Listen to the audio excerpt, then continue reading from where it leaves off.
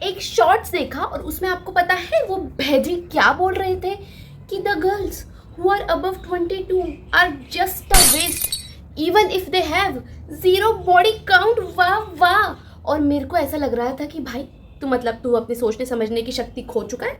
तू भांग पी के वीडियो बना रहा है, तूने कुछ फूक रखा है, तूने कुछ पी रखा है, तेरे को समझ भी है तू क्या बोले जा रहा है। और मुझे ये दिक्कत नहीं कि मैंने ये शॉर्ट्स देखा, कोई बात नहीं भाई, I am a grown up adult, मुझे पता है क्या सही है क्या गलत। मेरी दिक्कत ये है कि 18-19 साल के छोटे बच्चे भी ये शॉर्ट्स देखेंगे और उन्हें लगेगा कि ये बेवकूफ़ का बच्चा जो बोल रहा है वो सत्य है।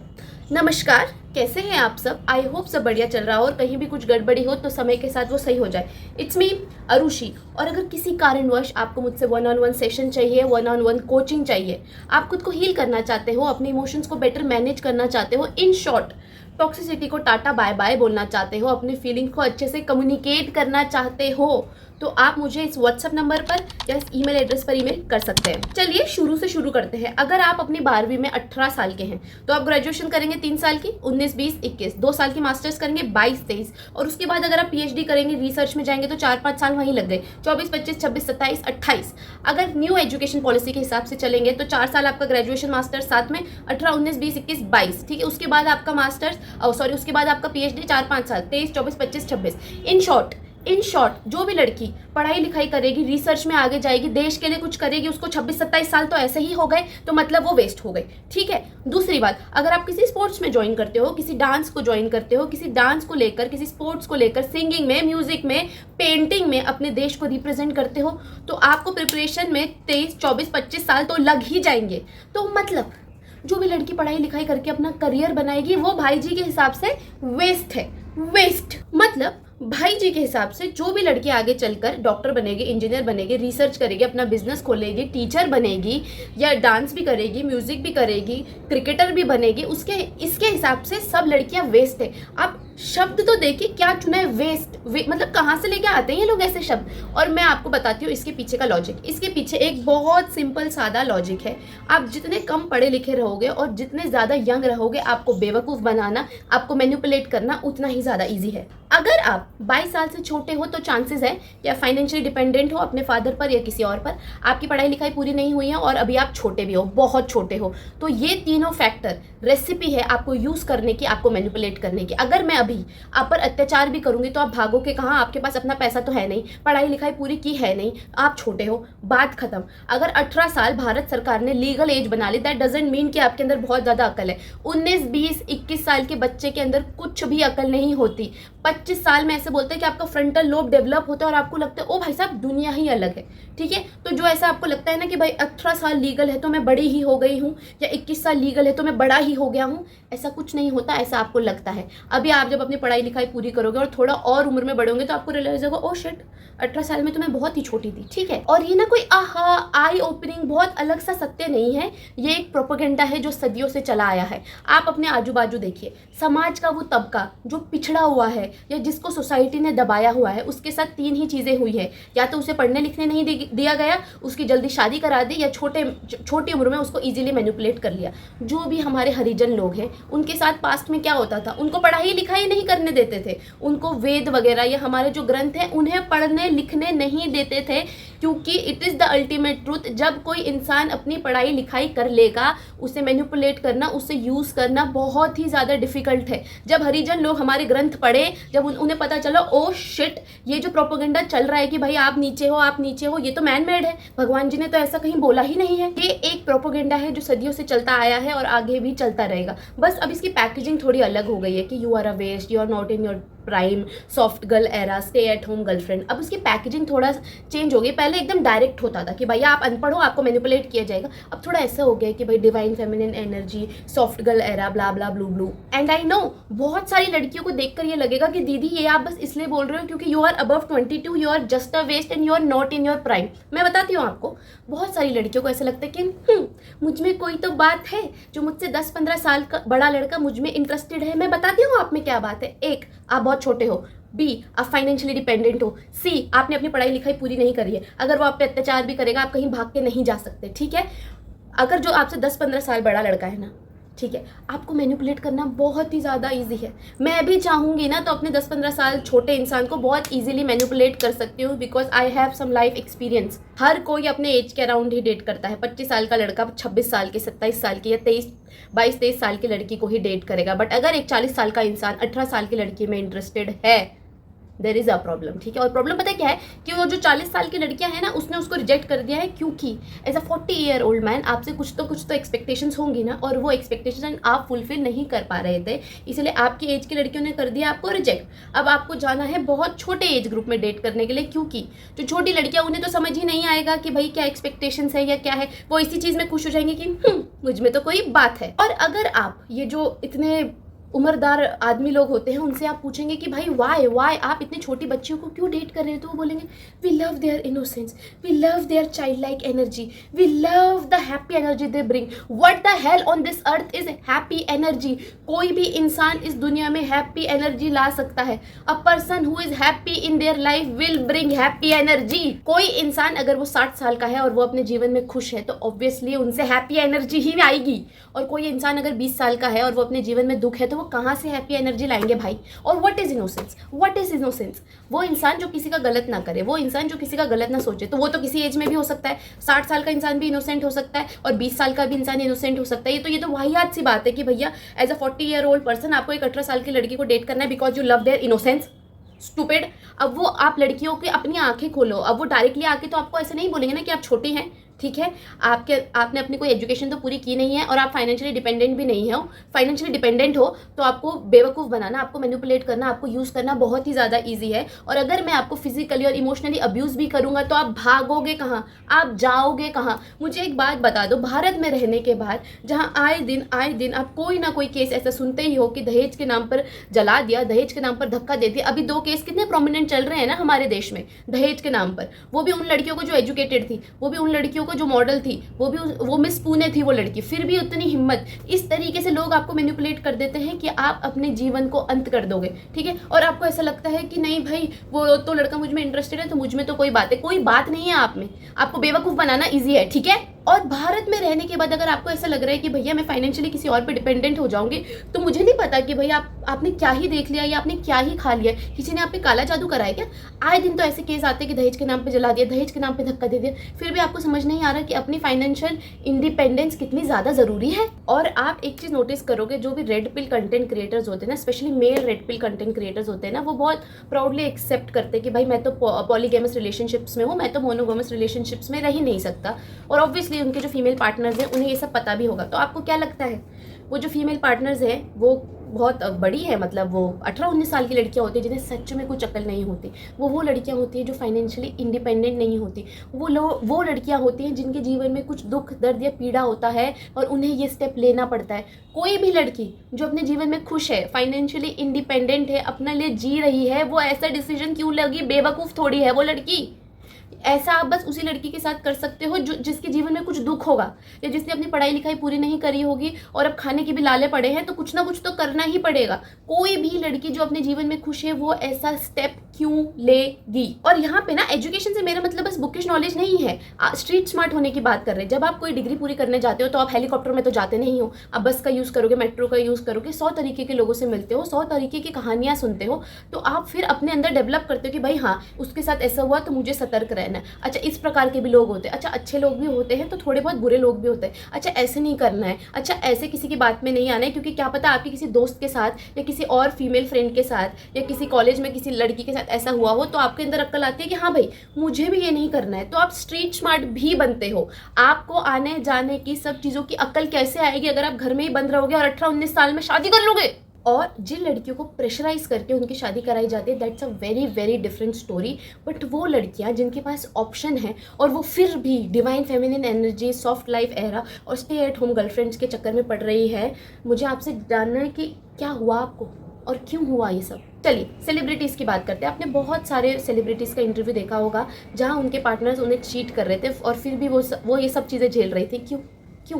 क्योंकि फाइनेंशियली उन पर डिपेंडेंट थी या तो उन्होंने बेबी प्लान कर लिया था, ठीक है। अभी तो आजकल तो ये थोड़ा कम है, पर आपने जो लेट 90s की हीरो की वाइफ थी उनके बारे में ये सब बहुत सुना होगा, उनके बहुत सारे इंटरव्यूज़ देखे होंगे कि हाँ भाई वो तो चीट कर रहे थे पर मैं क्या करती, अपने बच्चे को लेके कहाँ जाती। इसीलिए ही फाइनेंशियली इंडिपेंडेंट बनना है कि अगर कोई आप पे अत्याचार करे, आपसे बदतमीज़ी करे, तो आप वहाँ से भाग सको। और जब आप भागो तो आपके पास कैब करने की, फ़्लाइट करने की, ट्रेन की टिकट की, बस के टिकट के पैसे हों। अगर आप उसी इंसान पे डिपेंडेंट हो जो आप पे अत्याचार कर रहा है, तो आप भागोगे कैसे, मुझे बताओ। और भागोगे भी तो कहाँ तक ही भाग लोगे, है ना। बस फ्लाइट की टिकट तो नहीं करवा पाओगे, फिर क्या करोगे। एक और बात, इंटरनेट और सोशल मीडिया के चक्कर में ना हम बाउंड्री भूल चुके हैं। हमें ये नहीं पता कि कौन सी चीज़ हमें पब्लिकली पूछनी चाहिए और कौन सी चीज़ हमें पर्सनली पूछनी चाहिए। किसी इंसान का स्ट्रीट पे बॉडी काउंट पूछना, उस चीज़ को पब्लिक कर देना और फिर उनके पर्सनल लाइफ के और उनके कैरेक्टर की धज्जियाँ उड़ाना, that's not normal. I am also somebody who is against hookup culture, but मैं किसी से भी नहीं पूछूंगी कि आपका बॉडी काउंट क्या है, ठीक है। बॉडी काउंट आप बस उस इंसान से पूछो जिसको आप डेट कर रहे हो, जिसके साथ आप रिलेशनशिप में हो, जिससे आप शादी करना चाहते हो या जिससे आप प्यार करते हो, ठीक है। ऐसे थोड़ी आप रैंडम लोगों को अपने पॉडकास्ट में बुलाओ, उनसे पूछो कि आपका बॉडी काउंट कहाँ है और फिर उन बॉडी काउंट क्या है, फिर उनकी धज्जियाँ उड़ा दो। आपको यूथ को ऑब्वियसली हुकअप कल्चर के डिसएडवांटेजेस के बारे में वार्न करना चाहिए, बट अगर आप किसी को भी उनके एक्शंस के लिए शेम फील करवाओगे ना, कोई आपकी नहीं सुनने वाला। अगर आप किसी भी इंसान को उनके एक्शंस के लिए शेम फील करवाओगे, गिल्टी फील करवाओगे, उनकी बेइज्जती करोगे, उनको डांटोगे, उनको मारोगे, कोई आपकी नहीं सुनने वाला। सामने वाला उतना ही ज़्यादा रिबेल करेगा। अगर आप किसी इंसान को अपनी बात समझाना चाहते हो, उन्हें कोई एडवाइस देना चाहते हो, तो आपको वो चीज़ प्यार प्रेम से ही करनी पड़ेगी। आई डोंट नो कि in red pill content creators को किसने बता दिया कि अगर आप बेइज्जती करोगे तो सामने वाला आपकी बात सुन लेगा। भाई, इट्स अ साइकोलॉजिकल थिंग। कोई आपकी बात नहीं सुनेगा, सामने वाला उतना ही ज़्यादा रिबेल करेगा। जितने प्यार से आप अपनी बात बोलोगे, उतनी ज़्यादा आपकी बात सुनी जाएगी। जितने ज़्यादा आप बदतमीजी करोगे, आप उनकी बेइज्जती करोगे, कोई आपकी बात नहीं सुनने वाला। एक और बात, आप और मैं, हम में से कोई भी ऐसे एकदम स्वर्ग से उतरी अप्सरा तो है नहीं, ठीक है। और what is the male version of apsara, लड़कों को क्या बोलते हैं, परी या परा, ठीक है। हम में से कोई भी स्वर्ग से उतरी परी या परा तो है नहीं। तो व्हाट इज दिस नॉनसेंस कि आप स्ट्रीट पे जाके लोगों को बोलो कि आप इसको 10 में से कितने नंबर दोगे, फिर वो उसको 2 दे, फिर वो उसको 4 दे और फिर वो उनकी बेइज्जती करे। अबे भाई, क्यों करना है। आप अपने जीवन में इतने वेले हो कि आप लोगों को रेट करोगे।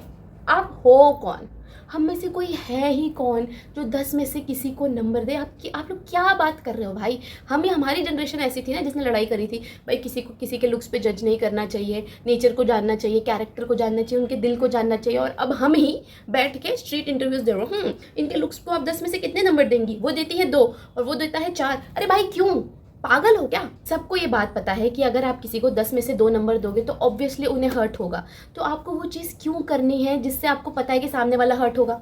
आप इंटेंशनली किसी को क्यों हर्ट करना चाहते हैं। और एक जेन्युइन बात, ये जो रेड पिल कंटेंट क्रिएटर्स होते हैं ना, ये बहुत आउट ऑफ टच है रियलिटी से। अगर आप किसी लड़के को देखते हो जो red pill content creator red pill content बनाता है, तो आपको लगेगा कि भाई इस दुनिया में सभी लड़कियाँ खराब हैं, ठीक है। मतलब सभी लड़कियां गोल्ड डिगर है, कोई ही आपसे प्यार नहीं करेगा और सभी लड़कियां खराब है। और अगर कोई लड़की है जो red pill content creator content बनाते हैं और आप उन्हें कंज्यूम करते हो, तो आपको रियलाइज होगा अच्छा सभी लड़के खराब है, सभी लड़के चीट करते हैं, लड़कों को तो इस दुनिया में ही नहीं होना चाहिए। तो वो बहुत आउट ऑफ टच है रियलिटी से।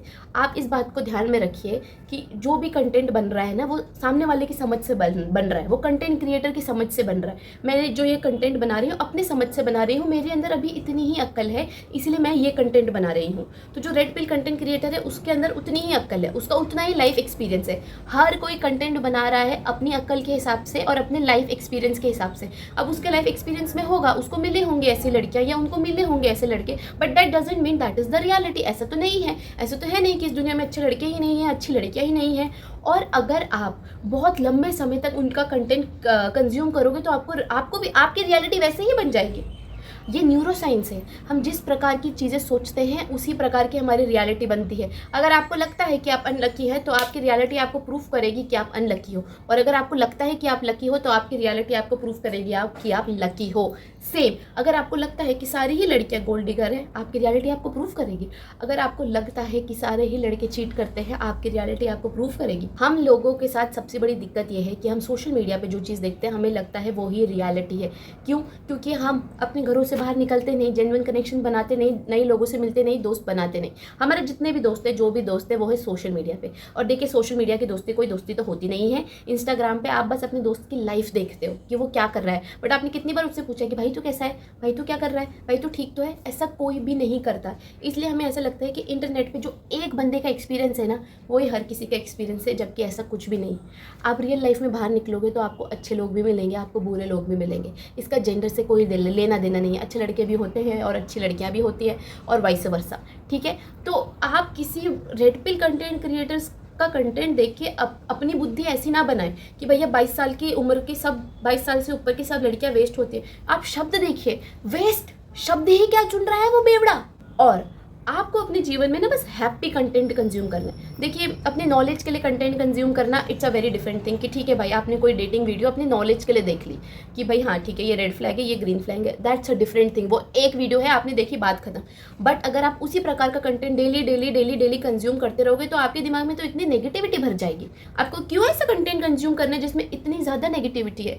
आपके जीवन में एक ही रूल है कि आपको पॉजिटिव कंटेंट ही कंज्यूम करना है। आपके फीड में कोई कंटेंट आया भी तो स्किप कर दो, do not recommend the channel कर दो, कुछ भी कर दो, पर आपको इतना वन साइडेड कंटेंट नहीं देखना है, ठीक है। आपको वैसा कंटेंट देखना है कि जो दोनों साइड की स्टोरीज रिप्रेजेंट करे, मतलब लड़के की साइड की कहानी भी बताए और लड़की की साइड की भी कहानियां बताए। बट अगर कोई ऐसा इंसान है जो इस प्रकार के शब्द यूज़ कर रहा है लड़कों के लिए या लड़कियों के लिए कि वेस्ट है, ये है, वो सब नॉनसेंस है, ठीक है। और रियलिटी में आके बात करो, ठीक है भाई। बहुत अच्छी बात है कि अगर किसी के पार्टनर वैलेंटाइंस डे पे उनका घर गुलाब से भर देते हैं, बट अगर आप रियल लाइफ में देखोगे तो इट्स नियर टू इम्पॉसिबल, ठीक है। आपका पार्टनर अगर आपको एक गुलाब भी ला के देता है, गुलाब का बुके भी ला के देता है, तो ये भी तो अच्छी बात है। आपको इस चीज़ को भी अप्रिशिएट करना चाहिए। बहुत सारे कंटेंट क्रिएटर्स जिनका आप ऐसा कंटेंट देख रहे हो कि भाई उनके पार्टनर ने तो वैलेंटाइंस डे पे फूलों से उनका घर भर दिया था, आपको पता चलेगा कि उनका पार्टनर उन्हें मल्टीपल लोगों के साथ चीट कर रहा था, फिर भी वो लड़की सह रही थी। तो आपको क्या चाहिए, एक गुलाब का बुके या चीट करने वाला पार्टनर? ऑब्वियसली गुलाब का बुके, गुलाब घर बाद में भर लेंगे गुलाब से, ठीक है। Do not compare your relationship, do not compare your partner. आपको अपने पार्टनर से जो भी चाहिए आप उनको भाई मतलब कम्युनिकेट कर दो कि भाई ऐसा ऐसा करना चाहिए, ऐसा ऐसा नहीं करना चाहिए, मुझे ये चीज़ अच्छी लगती है, मुझे ये चीज़ बुरी लगती है, that's a different thing. But आप भाई सीधा कंपेरिजन ही करने लग जाओ कि भाई उसको तो ये लग्जरी हैंडबैग मिला, उसको तो कैसा चलेगा? अभी आप दोनों कॉलेज में हो, कहाँ से ही ला के दे देगा लग्जरी हैंडबैग? और एट द एंड मेरा मैसेज है, बस उन प्यारी प्यारी छोटी छोटी बच्चियों से जो भी 18, 19, 20, 21 साल की है, अगर आपके फीड में ऐसी वीडियो आई है और अगर आपने भी ऐसा कंटेंट कंज्यूम करा है और आपको ऐसा लगता है कि हाँ भाई इसी प्रकार की लड़कियाँ डिज़ायरेबल होती है जो कम बोले और आपका पढ़ाई लिखाई का क्या ही फ़ायदा है, आपने कहाँ ही पेमेंट करनी है, आपके पैसे कमाने से क्या ही फ़र्क पड़ता है, ऐसा कुछ भी नहीं है। आपको फाइनेंशियली इंडिपेंडेंट होना है बस और बस अपने लिए। किसी का इस चीज़ से कोई लेना देना नहीं है। आपको इसीलिए इंडिपेंडेंट होना है फाइनेंशियली कि कोई आपकी बेइज्जती करे, आपके साथ बदतमीज़ी करे, आपको प्रताड़ित करे, आपको फिजिकली इमोशनली हर्ट करे तो आप वहाँ से भाग सको। इसका किसी लड़के से कोई लेना देना ही नहीं है, ठीक है। ये कंटेंट कंज्यूम नहीं करना है कि भाई इस प्रकार की लड़कियाँ डिज़ायरेबल होती हैं जो कम बोले, जिनका कोई ओपिनियन ना हो, जिनके पास अपनी फाइनेंशियल फ्रीडम ना हो, जो यंग हो, वो लड़कियाँ डिज़ायरेबल नहीं होती, वो ज़्यादा इजीली मैनिपुलेट हो जाती है, इसलिए वो डिज़ायरेबल हो जाती है, ठीक है। इस प्रकार के कंटेंट को बिल्कुल भी कंज्यूम मत करो। आप अभी बहुत छोटे हो, शादी तो बहुत ही दूर की बात है, अभी अपनी पढ़ाई लिखाई, अपने करियर पे ध्यान दो।